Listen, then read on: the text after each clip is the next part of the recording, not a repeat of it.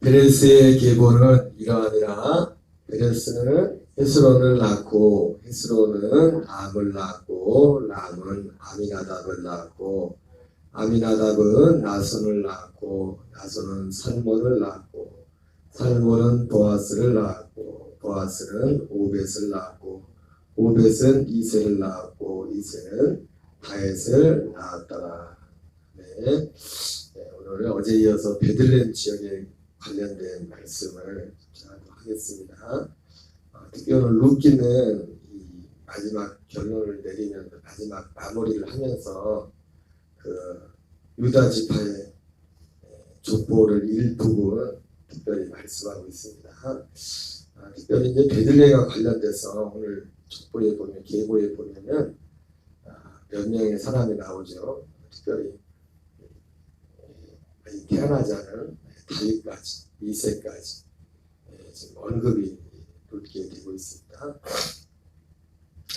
오늘 특별히 이제 베들레헴 지역에 살았던 이 베들레헴 지역에 이 사람들이 산 것은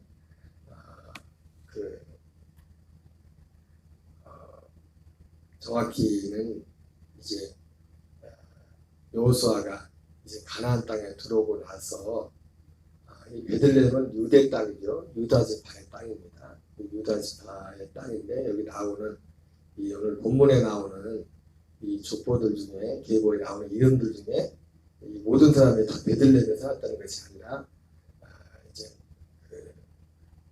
애굽에서 살았던 사람들이 있을 것이고 애굽에 400년 동안 있었고 대부분 있었고 그리고 여기 지금 살몬부터가 이제 여호수아와 함께 가나안 땅에 들어오고 난 이후에 그리고 정확히 말하면 정복 전쟁이 다 끝나고 땅을 다 분배하고 나서 유다 지파가 땅이 살몬은 우리 여호수아 2장에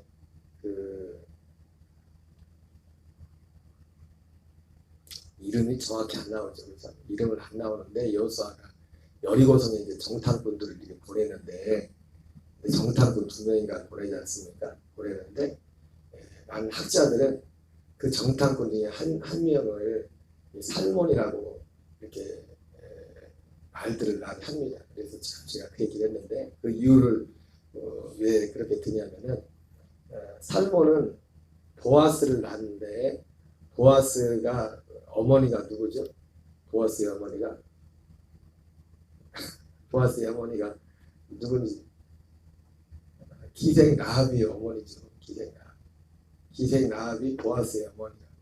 그래서 살몬은 기생 라합에게서 보아스를 낳았고 마태복음 1장에 족보에 예수 그리스도의 아브라함과 다윗의 자손 예수 그리스도의 세계라는 것에 그 족보가 나올 때 그 족보 속에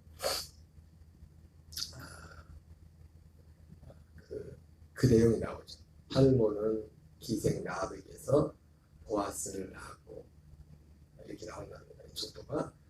살몬은 그래서 보아스의 어머니가 기생 라합인데 그래서 보통 학자들은 생각하기를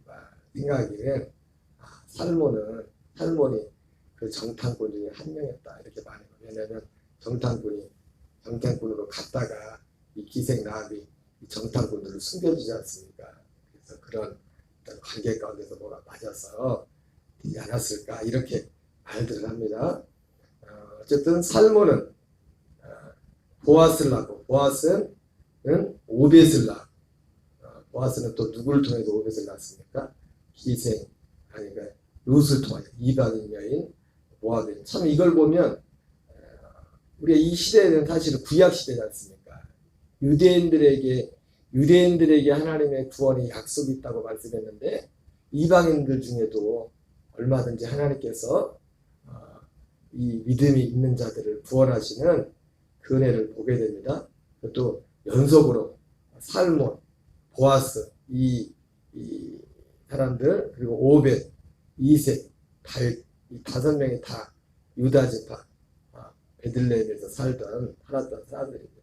그래서 오늘은 특별히 여기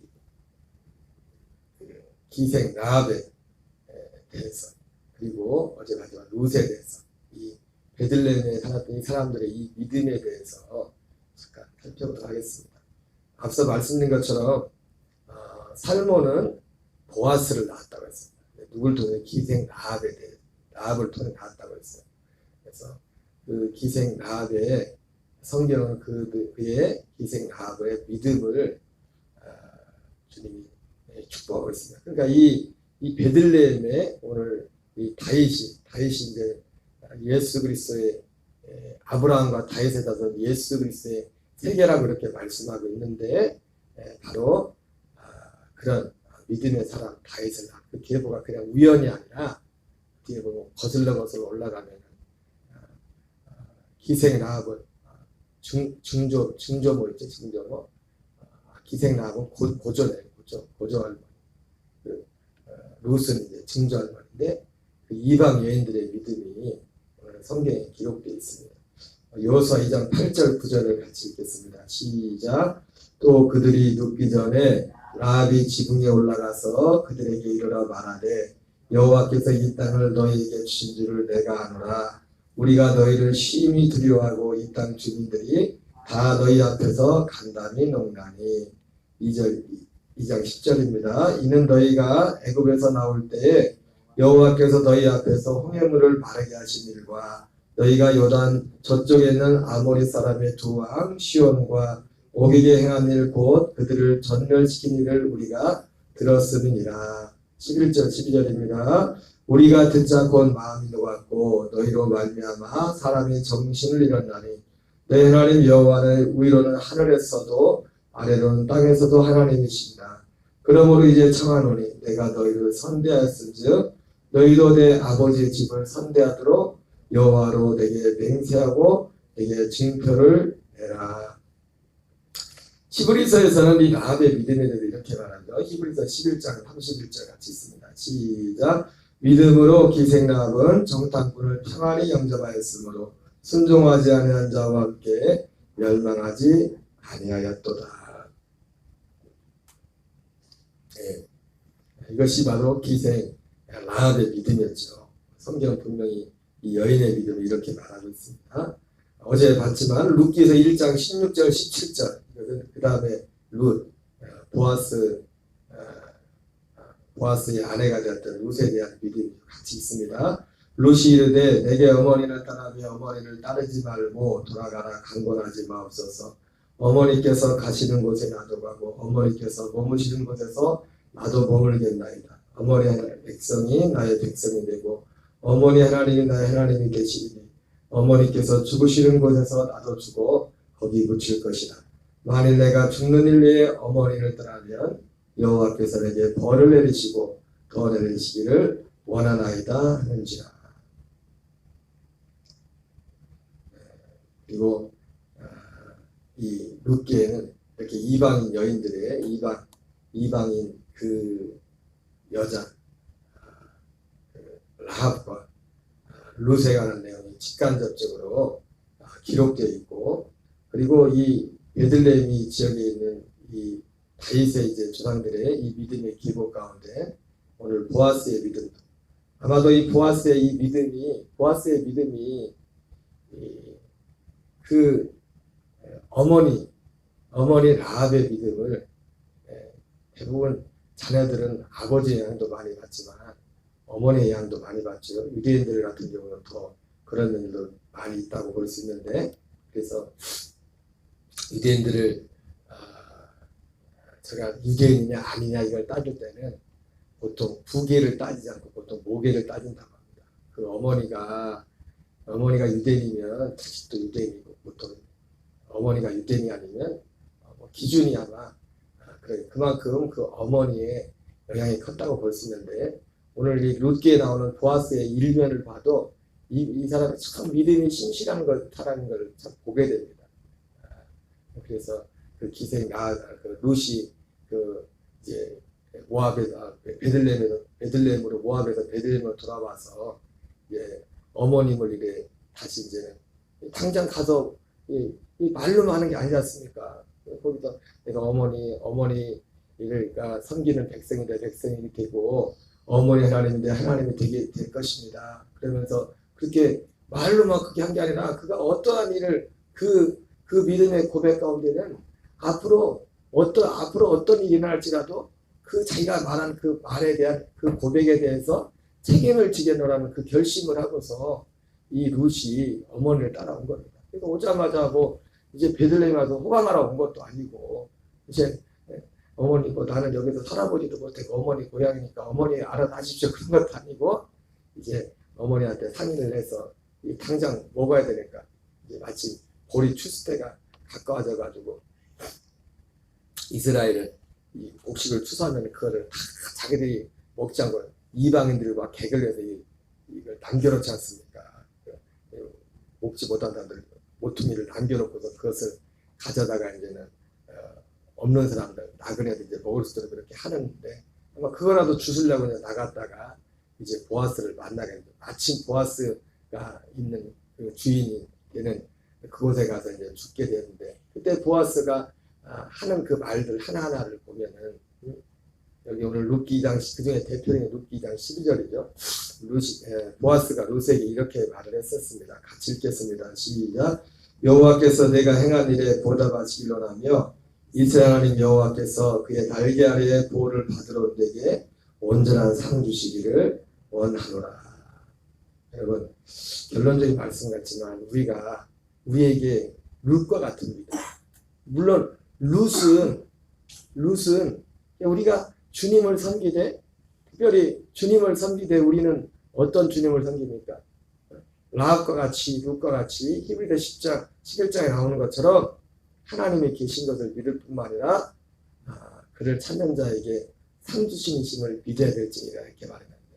우리가 이 진정한 이 의미를 따지고 볼 때 오늘 보아스가 룻에게 룻을 축복하는데 여호와께서 내가 행한 일에 보답하시길 원하며 이스라엘 하나님 여호와께서 그의 날개 아래 보호를 받으러 온 내게 온전한 상 주시기를 원하노라 이렇게 말씀하고 있습니다. 여러분 우리가 하나님이 원하는 그 믿음의 길을 걸어갈 때 주님이 우리에게 온전한 상을 주실 줄 믿습니다. 우리가 룻과 같은 그런 믿음의 그런 어떤 중심으로 갈 때 디모데전서 4장에 나오는 것처럼 하나님이 우리에게 주시는 그 상은 뭡니까?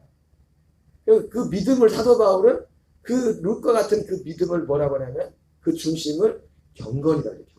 그래서 경건은 상 있는데 두 가지 상이 있죠. 금생과 내생의 약속이 있다. 이렇게 말씀하고 있습니다. 금생의 생명의 성령의 법 안에서 하나님의 상은 뭡니까? 우리 이 땅에서의 삶의 상은 물론 외적인 영혼이 잘된 같이 범사가 잘되고 강건하기를 원하노라 이렇게 말씀하고 있지만 기본적으로 가장 하나님이 우리를 향한 상은 뭐냐면 우리가 생명의 성령의 법 안에서 그리스도의 법을 구원을 이루어가는 이것이 우리의 삶의 진정한 상입니다. 그리고 내생의 상은 거기에 대한 하나님이 약속하신 우리의 영원한 기업이 내생의 상이 되는 거죠. 어쨌든 이 보아스도 보면은 이 베들레헴에 있는 이 보아스도 살고 있었던 이 보아스도 그 믿음이 그 어머니 라합의 그 믿음의 그 계보를 잇는 것을 보게 됩니다. 어쨌든 오늘 이 베들레헴에 사는 이 사람들을 보면서 몇 가지 그 말씀에 교훈을 얻습니다. 로마서 9장 6절 8절을 같이 읽겠습니다. 시작. 그러나 하나님의 말씀이 빼앗긴 것 같지 않도다. 이스라엘에서 난 그들이 다 이스라엘이 아니요 또한 아브라함의 씨가 다 그의 자녀가 아니라 오직 이삭으로부터 난 자라야 메시라 부리를 하셨으니 곧 육신의 자녀가 하나님의 자녀가 아니요 오직 약속의 자녀가 씨를 받느니라. 이 말씀은 사실은 사도 바울이 이스라엘에 관한 어떤 안타까움 때문에 한 거죠. 그죠? 로마서 9장에서 이스라엘 자기 백성이 자기 동족이 이 약속의 자손 약속이 있음에도 불구하고 이 약속을 받은 백성임에도 불구하고 예수 그리스도를 믿지 않고 이 구원의 올바른 지식을 받아들이지 않는 자기 동족 유대인들을 향한 안타까움을 보면서 하나님 앞에 그들의 구원을 위해서 간절히 기도하면서도 그러니까 여러분 우리가 어떤 하나님 앞에 참 우리가 어떤 간절함으로 어떤 기도를 하면서도 어떻게 보면 우리가 또 알아야 될 사실은 뭐냐면 이 영적인 믿음의 세계 어떤 면 또한 냉정한 면이 있어요. 냉정한 면. 바울이 그렇게 동족을 위해서 기도했지만 그 기도하는 가운데서 동족의 구원을, 그러니까 사실 로마서 9장 6절 이제 8절 이 말씀이 어떤 배경에 나온 겁니까? 로마서에서 사도 바울이 자기 동족 유대인들의 예수 그리스도를 영접하지 않고 거부하는 그들에 대한 안타까움을 가지고 정말 하나님 앞에 차라리 자기가 끊어질지언정, 자기가 하나님께 끊어질지언정 차라리 자기 동족이 구원받기를 원하는 그런 갈망 가운데 기도하면서도, 그러나 현실, 이거 뭐 어떻게 보면 현실 직시. 로마서 9장 6절 8절 사도 바울의 현실 직시라는 거예요. 자기 동족이 그 안타까운 마음이 있으면 또 실제로 그 자기 동족인 유대인들은 하나님의 말씀을 맡은 자고 약속을 받은 자들인데, 그러면서도 바울이 현실을 직시하는 겁니다. 그러나 하나님 말씀이 폐해진 것 같지 않다. 내 주관적인, 내 개인적인 그 입장에서 볼 때는 자기 동족이기 때문에 그런 안타까움은 충분히 이해가 되지만은, 사도 바울이, 그러니까 우리가 그런 말을 하죠. 가슴은 뜨겁게 머리는 냉철하게, 차갑게. 현실을 직시하는 겁니다. 가슴에는 그 동족들을 향한 뜨거운 그 마음이 있었지만, 그리고 실제로 그 동족들이 하나님의 말씀을 맡은 자요 약속을 받은 자는 것이 분명한 사실이죠. 그럼에도 불구하고 또한 하나님의 나라에 있어서 분명한 현실은 뭐냐면, 이스라엘에서 난 그들이 다 이스라엘이 아니요 또한 아브라함의 씨가 다 그의 자녀가 아니라 오직 이삭으로부터 난 자라야 내 씨가 불리라 하셨으니, 곧 육신의 자녀가 하나님의 자녀가 아니요 오직 약속의 자녀가 씨를 기임을 받느니라. 이 말씀은 사도 바울이 기본적으로 유대인들 이스라엘을 생각하면서 오늘 그 현실 지시하는 그 말씀을 기록한 거지만, 오늘 기생 라합과 기생 라합의 이름은 나오지 않습니다. 그러나 살몬, 기생 라합의 남편이 살몬이죠. 살몬. 그 살몬이 실제로 정탐꾼했는지 안 했는지는 우리가 100% 성경에 나와 있지는 않지만, 그걸 떠나서 그 라합과 룻과 이런 사람들까지 통틀어 볼 때 육신의 자녀가 하나님의 자녀가 아니고 이방인들이었지만 오직 약속의 자녀가 씨를 기임을 받는다, 이렇게 말씀하고 있습니다. 사도행전 10장 34절 35절에서 우리 같이 읽겠습니다. 시작. 베드로가 입을 열어 말하되 내가 참으로 하나님은 사람의 외모를 보지 아니하고 각 나라 중 하나님을 경외하며 의를 행하는 사람은 다 받으시는 줄 깨달았도다. 오늘 기생 라합과 오늘 룻을 보면서 베들레헴 출신 이 사람들도 베들레헴이 이제 그들의 고향이 되어버렸습니다. 원래는 라합은 그쪽에서 살던 사람이지만 길갈 쪽에 살았네. 길갈 그 여리고성에서 살던 사람이지만 이제 살몬과 결혼을 해가지고 이제 살몬이 유다 지파에 딱 이제 베들레헴에 와서 이제 살게 된 거죠. 기생 라합도 그렇고 룻도 그렇고 오늘 사도행전 10장 34절에 나오는 고넬료도 그렇고 공통점이 뭡니까? 이방인들. 하나님과는 전혀 무관한, 하나님의 이름도 제대로 들어보지 못했던 이방인들이었지만, 오늘 베드로가 고넬료의 초청을 받고 고넬료를 만나고 나서 고넬료에게 그 자초지정을 다 듣고 나서 복음을 전하기 전에 했던 베드로의 말이 뭡니까? 하나님은 사람의 외모를 보지 아니하고 각 나라 중 하나님을 경외하며 의를 행하는 사람은 다 받으시는 줄을 깨달았다. 여러분, 하나님은요 그렇습니다. 우리가 왜 하나님의 기준은 정확히, 하나님은 사람의 외모를 보지 아니하고 각 나라 중 하나님을 경외하며, 기생 라합이 그랬고, 그러니까 기생 라합의 마음에 오늘 나왔지만 그 벌써 라합이 그 소식을 듣는 순간에 그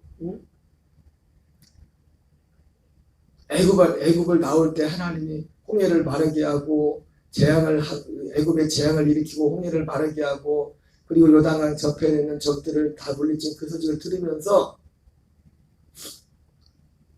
이 기생 라합 속에 믿음이 들었다. 믿음이 하나님을 경외. 그래서 오늘 고백한 것처럼 한 번도 뭐 교회 나와서 예배 드려본 적도 없지만 이 기생 라합의 마음에 하나님은 상처나지 유일하신 하나님이에요. 그런 믿음이 그 속에 들은 거죠. 그래서 실제로 그것을 행동으로 옮기죠.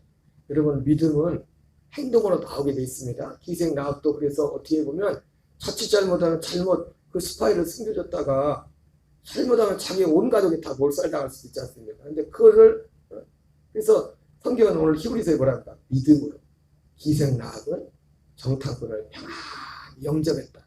이렇게 말씀. 그래서 그와 그 온 가족이 구원을 받았다. 이렇게 말하고 있잖아요. 그럼 믿음은 우리의 행동으로 나오는 겁니다. 하나님을 경외하는 것은. 룻도 마찬가지죠. 룻도 지금 뭐 어떤 집에 앉아가지고 그냥 편안히 그게 실제로 그 고생을 각오하고도 그걸 선택한 거 아닙니까? 그리고 실제로 가서도 그 어머니를 봉양하기 위해서 자기 손으로 가서 지금 이삭을 주스러 가는 겁니다. 이삭을 주스러. 오늘도 마찬가지입니다. 오늘도 하나님은 사람의 외모를 보지 아니하고 각 나라 중 하나님을 경외하며 의를 행하는 사람은 다 받으시는 줄 깨달았다. 이렇게 말하고 있어요. 결론적으로 오늘 말씀을 통해서 이 베들레헴을 보면서 베들레헴은 사실은 작은 동네입니다. 실제로 우리가 베들레헴 하면은 우리가 유다의 베들레헴만 이렇게 생각하는데 사실 갈릴리 지역에도 또 베들레헴이라는 곳이 있긴 있어요. 그러나 우리가 베들레헴 하면은 유대 땅에는 베들레헴. 지극히 작은 동네였지만 그러나 하나님 볼 때는 작은 것이 아니었습니다. 미가서 5장 2절을 같이 읽겠습니다. 시작. 베들레헴 에브라다야 너는 유다 족속 중에 작을지라도 이스라엘을 다스릴 자가 내게서 내게로 올 것이라. 그의 근본은 상고에 영원에 있느니라. 여러분 우리가 오늘도 우리는 물론 베들레헴이란 이런 장소는 사실 더 이상 의미가 없습니다. 실제로 예수님의 탄생교회가 있고 많은 어떤 성지가 있는 곳이 베들레헴이지만 현실적으로 실제로 베들레헴이라는 땅에 가면은 그 베들레헴의 땅 자체가 지금 유대인들이 살고 있는 것도 아니고 그리고 팔레스타인 사람들이 살고 있어서 가면 그 분리장벽으로 장벽이 굉장히 높습니다. 반대편을 볼 수 없을 정도로 그렇게 높은 분리장벽이 가로막고 있는 그것이 어떤 장소가 복이 있어서 복이 있는 것이 아니라 베들레헴이라는 그곳에 바로 이런 믿음의 사람들이 있었기 때문에 그리고 결국은 이 베들레헴에서 예수 그리스도가 이 땅에 육신으로 이 땅에 오시는 그런 탄생지가 되었기 때문에 베들레헴 에브라다는 유다 족속 중에 작을지라도 결코 작은 것이 아니다. 그리고 이것이 오늘 우리의 삶에 있어서도 우리의 크고 작음이 어떤 우리의 세상적인 물리적인 그런 크고 작음이 우리의 크고 작음을 결정하는 것이 아니라 오늘 우리 속에 기생 라합과 같이 우리 속에 이 룻과 같이 비록 이방인이었지만 하나님을 향했던 믿음의 중심을 가지고 이 믿음의 중심뿐만 아니라 하나님의 그 약속 가운데서 우리가 나갈 때 우리는 베들레헴과 같이 실제로 작은 고울이었지만 결코 작지 않은 고울이었던 것처럼 우리의 삶도 우리의 크고 작음이 겉으로 보이는 그것이 우리의 크고 작음을 결정하는 것이 아니라 이 베들레헴에 나신 예수 그리스도 속에 있는 그 약속 하나님의 그 약속 안에 하는 그 믿음이 진정 하나님 앞에 우리의 크고 작음을 결정하는 시금석이 될 줄 믿습니다. 디모데전서 4장 7절 8절을 읽겠습니다. 시작. 망령되고 허탄한 신앙을 버리고 경건에 이르도록 내 자신을 연단하라. 우리가 경건에 이르도록 내 자신을 연단하는 그 중심이 뭡니까? 바로 하나님의 오직 우리의 목적이 망령되고 허탄한 신앙가 결국은 뭐예요? 하나님이 예수 그리스도를 통해서 우리에게 약속하신 그 복음 진리 밖에 있는 모든 것들은 사실 결국 망령되고 허탄한 신화가 되는 거예요. 오직 우리의 삶의 목적이 예수 그리스도를 통하여 하나님이 우리에게 약속하신 그 복음의 진리 가운데서 한마디로 말하면 생명으로 거듭나서 이 생명으로 자라가는 이것이 이 삶을 사는 사람이 결국은 오늘 성경에 나온 것처럼 베들레헴 에브라다야 너는 유대 고을 중에 가장 작을지라도 결코 작지 않은 동네라는 것처럼 결국 이 믿음 안에 사는 사람들은 사람들 보기에 세상 보기에는 작게 보일지라도 결코 작지 않아. 그래서 금생과 내생의 약속이 있는 그런 그 삶의 자리를 사는 것이라고 말씀하고 있습니다. 오늘도 그 믿음의 중심이 그들은 이 약속의 시대에 약속이 성취된 시대에 살지는 않았지만 그 약속을 바라보고 살았던 오늘 베들레헴에 살았던 살몬, 보아스, 오벳, 이세, 다윗 또 그의 중저모, 고조모가 되는 기생 라합과 루세 그들의 믿음의 중심을 따라서 오늘 우리의 삶도 이 복의 이 대열을 이어가는 저와 여러분 되시기를 주의 이름으로 축원합니다. 우리 주기도문으로 마치겠습니다. 하늘에 계신 우리 아버지여 이름이 거룩히 여김을 받으시오며 나라의 마옵시며 뜻이 하늘에서 이루어지는 것 같이 땅에서 이루어지는